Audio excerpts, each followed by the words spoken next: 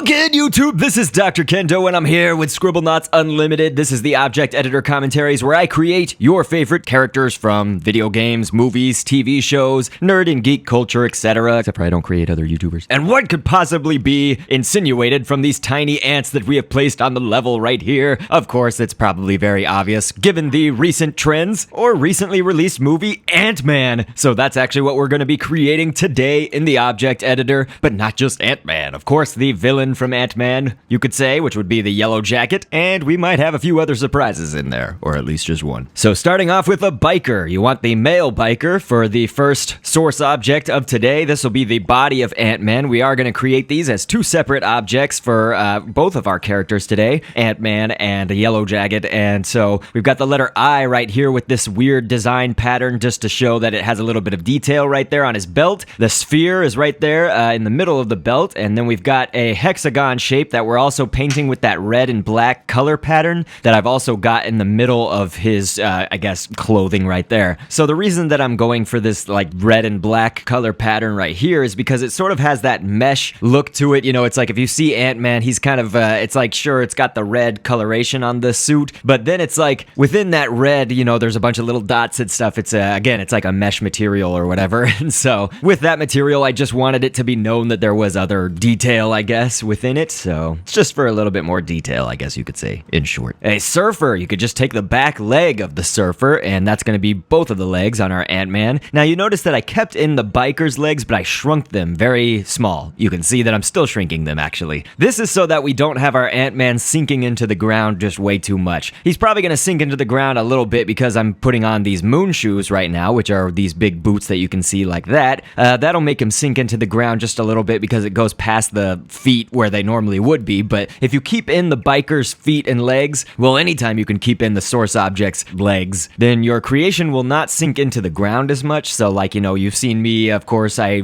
made the Homeworld gyms in the last episode from Steven Universe. And so when we were making them, it was like a lot of them had the source object of the Titan or the mecha. So I often tried to keep those big Titan or mecha legs / feet to try to make them not sink in so much. It's not necessarily bad if your creation sinks into the ground or anything like that. I'm just saying, you know, it's, hey, why not give that little extra level of care to your creation if you want it to not sink so much. Now, a TNT or explosives, you could do either one. That's actually what we're doing for just above this stamp, which is glove. It's his hands, you know, are the gloves, and obviously he is wearing gloves, so I thought it'd be good just to do that because we can also put the little button on the thumbs. You know, it'd be kind of hard to show the button if we had maybe like golf gloves or boxing gloves or something else, you know, where it was balled into a fist, basically. I thought that this would work good. But yes, I did the TNT or explosives right above them because it is a little bit more detail. You know, if you see his gloves and stuff in any pictures, you can tell that there's some other colors and other designs in them, mostly red streaks and things. Headband is going to be some colors on his legs, and with that, we will now be moving on to the scripting and the properties. So this is the properties editor in this game where you can edit the health and what people react to your object as and all sorts of things. So while this is all going on, I like to read background information and fun facts. So here we go. As a fan of Marvel, superheroes, and Paul Rudd, who plays one of the leading roles in the movie Ant-Man, seeing the film was really a no-brainer for me. I saw it on the day that it opened, and I certainly recommend it. And my wife also enjoyed the movie, so you've got a double Kendo recommendation here. The story of the film, probably like most of the other Marvel superhero movies, it doesn't fully follow the plot devices and happenings of the comic books, but I'm okay with it because the stories that these movies do have are always incredible and fun, etc., etc. And Ant-Man the movie is no different, where Paul Rudd plays Scott Lang, an educated criminal who kinda turns to the side of good in his mission to help the famed scientist Hank Pym, who is planning on stopping Darren Cross, a former protege of his. Cross has perfected the shrinking technology of Pym's particles, quote unquote, from the Ant-Man suit to now create a shrinking suit of his own. Beware the Yellowjacket. Scott Lang becomes the new Ant-Man with his expert criminal prowess to help former Ant-Man, Pym, put an end to the shrinking tech falling into the wrong hands. And between all of this interwoven conflict, I love the odes to the Avengers that they had, and I'm still happy that Paul Rudd is now going to be involved in the superheroes franchise. And we even get to see ants in a whole new light in this movie. Anyway, as of July 21st, 2015, Ant-Man has grossed $71.5 million in North America and $56.4 million in other territories for a worldwide total of $127.9 million. Ant-Man made $6.4 million from its Thursday night showings in North America and $23.4 million on its opening day, which includes Thursday's previews, making it the second lowest opening day for a Marvel film, unfortunately, the lowest being 2008's The Incredible Hulk movie. So yes, it is sad, but that doesn't always tell you, the quality of a movie. It may have a bad opening, but this is definitely, I think, one that you should see. And again, there's a little bit of play with the Avengers and stuff. I won't even get too far into that. But I know somebody else is probably going to just spoil it in the comments, so I mean, whatever. So here we go. Let's move on to the next object creation, which is a DJ as the source object. We've put down the letter I for the belt once again, and then you could use the surfer's torso if you want to go back to the surfer, or like a bodybuilder or something like that. I put that basically where the Yellowjacket's abs are, so you can see that he's got this sort of black, liney stamp, I guess you could describe it as, but it's just that dark black thing in the middle of his abs or below his chest. That's just for some designs on his suit. And we've got the regular DJ's arms, but extending from them are the hands of a mecha, and it looks like we have reached the stamp limit now that I've just placed down this last icicle up here. Cyborg arms are all of those the four arms that are coming out the back, of the Yellowjacket suit. It's got those points and things. So I'm gonna have to delete something to make some stamp space, so we'll get rid of two things, which would be the twiddles. Twiddle is the design that's on his legs right now, but I also had it on his arms. I had right now it's coloring the legs with that yellow stripe on them. He's also got knee pads, of course, on his knees, and the legs themselves are from a figure skater, a male figure skater. So icicle is for the top two arm thingies, but then the bottom two arms from the four on his back, they have a stapler on the end of them. I got this from my Rob design. Back when I made Rob, R-O-B, I made that. The stapler was sort of like his hands, the pointy part of his hands at the very end. So of course, one thing that I didn't, explain because we were reading the background information and the fun facts and stuff is while we're in the properties, to make them sort of shrink and grow just throughout, I guess, fighting and things like that, I'm making the scripts so that whenever they lose or gain health, they will get an adjective, which is of course brave or fearless, but then we've also added the adjective tiny, so then you can just wait a few, like it says wait a set time, and you can do however many frames you want, but then you just do remove an adjective, which would be tiny. So I'm also making Yellowjacket shoot out a light blue small Utabam is basically going to be like his laser beams that come out of, the little arms or big arms, whatever, the arms at the back, the extra arms in the back, those. So yes, it looks like everything's going okay, but just to kind of go over that scripting again, you want to do maybe several of those scripts to make him tiny and then remove the adjective tiny so that he's not doing it once, do a few of them with a different amount of weighting of the frames that you set, so like one frames you might make him wait 60 frames, and then on another script you might make him wait 104. So anyway, we've got a new special thing here in the creations, and it's unlike anything I've done before because this is actually, it's interesting. One of my subscribers was asking for Thomas the Tank Engine, and I was saying, hey, I just create whatever's most popular, but keep asking for it because who knows what people like out there, maybe they like Thomas the Train, and I was telling him, I don't know if that's going to be the most popular thing or not, ever. And so that is how I do my requests, but, at this point, a fun little tidbit of the Ant-Man movie, and no, this isn't a plot spoiler or anything like that, so don't give me hell, but basically there is a part where the Thomas the Tank, is just a little train set, but you find out that it becomes very huge and ginormous in the Ant-Man movie. You see, it's just a really short sort of moment in the movie, I guess, but it was interesting and sort of gave me reason, hey, why don't we start off with a train as the source object and create our own little Thomas the Tank Engine, because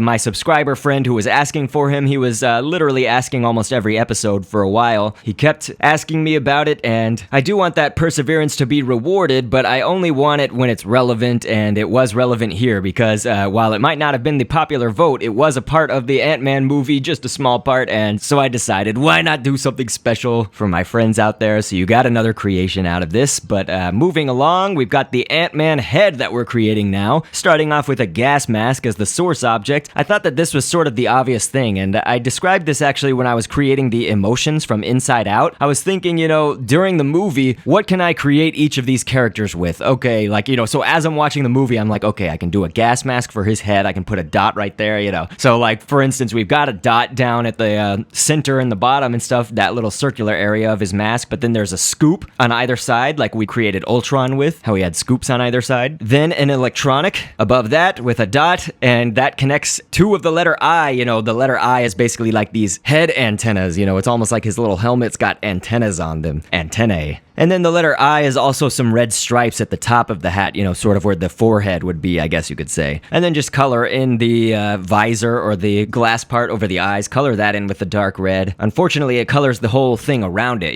there's like some lines and stuff around it, so you'll see that there is a little bit of red where it shouldn't be around the glass visor part of the eyes, but that's just a limitation to Scribblenauts creation here and how the game's stamps are. But now we've got the Yellowjacket head. I started off with a head as the source object and just put a Pachycephalosaurus's thigh piece, the back thigh. We've used this for like the head on Dr. Zoidberg and for Seuss and lots of other creations. A kangaroo's arm is actually the first little thing, well, it's to our left, it's on his right side, I guess, of his chin. It's right down next to his chin. And then there's a capsule shape, it's just a little line shape from the 29-page library, that's on the other side. And we had a letter I just above the kangaroo's arm right there, and then right here in the middle of the head, we've got the T-Rex thigh, or just like basically right above the feet of the T-Rex, there's a piece that you just saw it right there. An Archaeopteryx, that's how to spell it. We took the little feet or talons of the Archaeopteryx here and put those as the two yellow designs that are up on the top on his forehead. And then there are some other pieces, of course, like the rhino. You just take the front legs, but do the back one,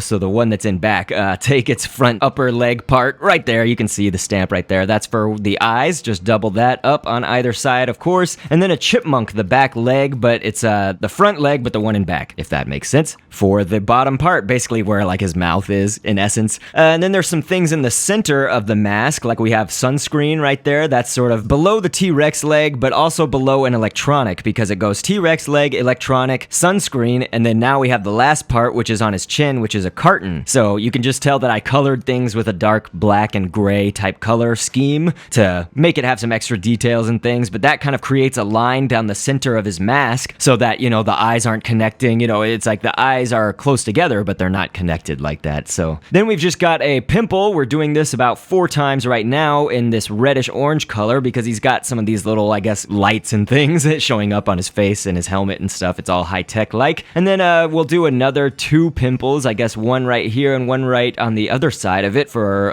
the forehead lighting and things. So I think that that's going to look good. Of course, I shrunk it pretty small. I know that the head, I had to make it pretty big to make the Pachycephalosaurus thigh piece actually not show any parts of the head behind it, so you want to completely cover that human head with Pachycephalosaurus thighs. But you can see that in the scripting, we also made them shrink down when basically they equip something. So putting on their head on top of them is like equipping. It's just in essence them equipping the head. So we're gonna make the Yellowjacket hostile now, and he's gonna attack. He's trying to attack me first, but here we go. It looks like the scripting is actually working out pretty good. They are shrinking and becoming big at random, basically. It would seemingly be random, but it's after they wait a certain number of frames, after they lose or gain health. Now, the only problem here is that, well, I don't know if you see any other problems, but this is the problem I see, is that they are not gonna lose health. As they keep kind of getting their adjectives and then losing them and going big, going small, it seems that their health counter does not go down. So here I am, I should ram them with this Thomas the Tank Engine, except for I know I can't run them over. This would actually be a kick. Maybe we should dismount the Thomas the Train and we'll make it alive and hostile. We need somebody to come in and break up this fight and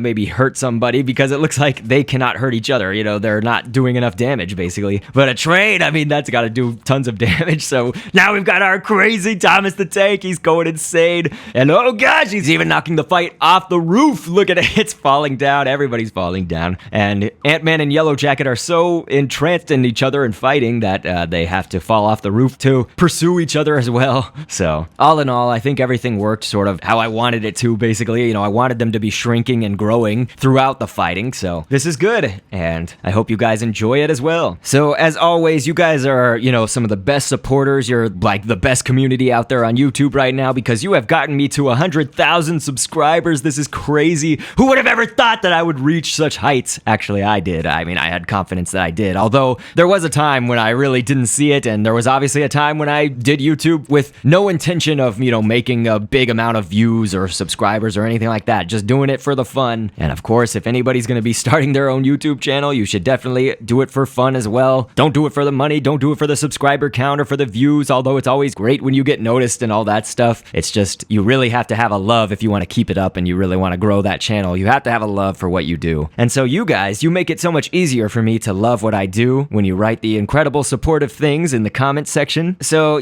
I try to reply to everybody, and I think I do a good job. I just reply to whatever makes sense to reply to. I get, obviously, probably, I would say 70% of my comments are just requests and things, so I can't reply to every single suggestion just saying whatever, it's understood. But basically, I want to make you guys feel like you matter, you're important to me. And I think that you guys make me actually feel like I kind of matter in this world, It's like I have my wife and I have my dad, and they really make me feel great, but this is kind of another area of life and another facet of life where I'm so grateful and I'm so happy for, just the support that you guys give me, and the fact that like people that I've never even met make me feel like I am even a little bit important, or that I even matter in this world. So thank you so much for that. I hope that these videos are a good enough gift for all of you, but I'm always trying to think of ways that I can entertain you and help you out. So that will not stop, and I will catch you on the next vid, of course.